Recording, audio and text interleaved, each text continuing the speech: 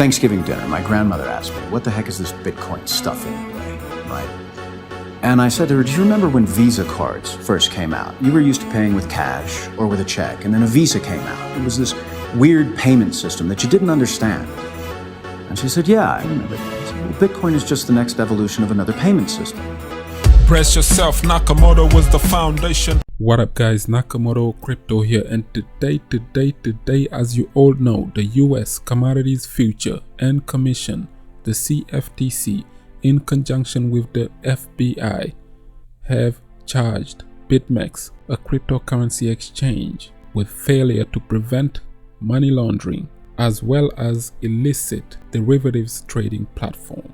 Each of those two charges carry out a maximum penalty of 5 years in prison for the accused. In connection with the charges, the United States Office of Southern District of New York have indicted 4 individuals, those being Mr. Arthur Hayes, Ben Dillo, Samuel Reed, and Gregory Dawyer. Yesterday morning, Mr. Samuel Reed, the CTO of BitMEX, have been arrested in Massachusetts. The others remained at large.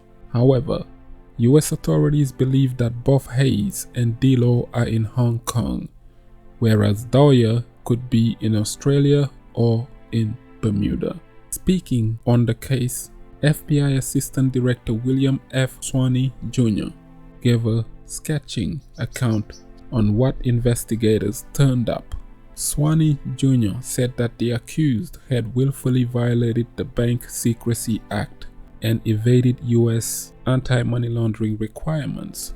What's more, he said one of the accused had bragged about bribing regulators in the Seychelles, where BitMEX is incorporated for the cost of a coconut, stating, I quote, "Thanks to the diligent work of our agents, analysts, and partners with the CFTC, they will soon learn that the price of their alleged crimes will not be paid with a tropical fruit, but rather could result in fines, restitution, and federal prison time." In response, BitMEX released a statement refuting the charges. They claimed that any alleged violation of the law was the result of a lack of clarity on the part of the regulators. We strongly disagree with the US government's heavy-handed decision to bring these charges and intend to defend the allegations vigorously. From our early days as a startup, we have always sought to comply with applicable US laws, as those laws were understood at the time and based on available guidance.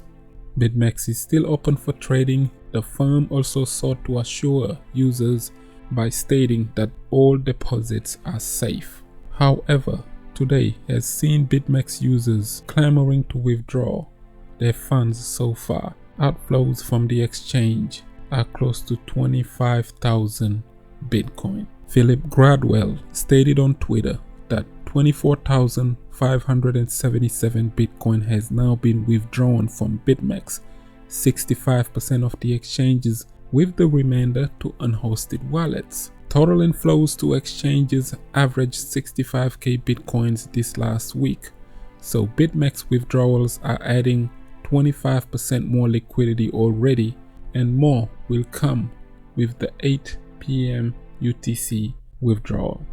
Now here comes the hypocrisy of the feds. On charges of manipulating the previous metals market, JP Morgan has agreed to pay $920 million to settle with US regulators. The firm admitted to spoofing between 2009 and 2016 in order to influence the market in their favor.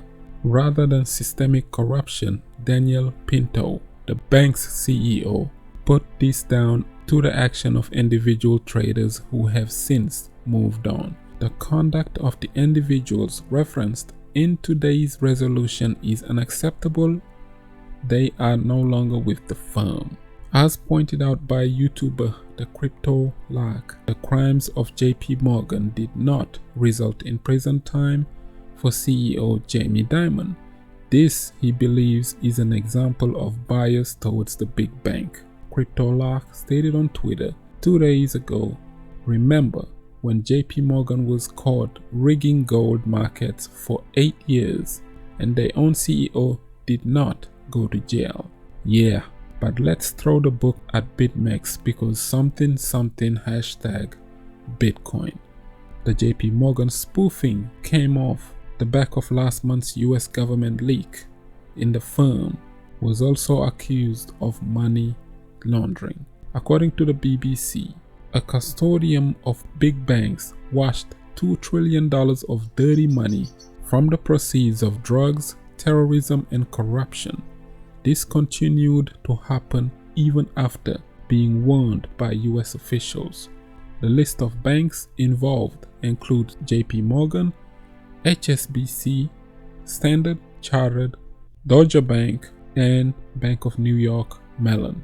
Yesterday, the price of Bitcoin closed down 2% on news of the BitMEX charges. Today sees a continuation to the downtrend. Currently, the price of BTC is sitting at $10,458. On Thursday though, October the 1st, Joe 007, a former well-known pseudonymous trader on Bitfinex, warned traders that the following recent actions by the CFTC against BitMEX, it might not be long before the SEC decides to take a closer look at Uniswap.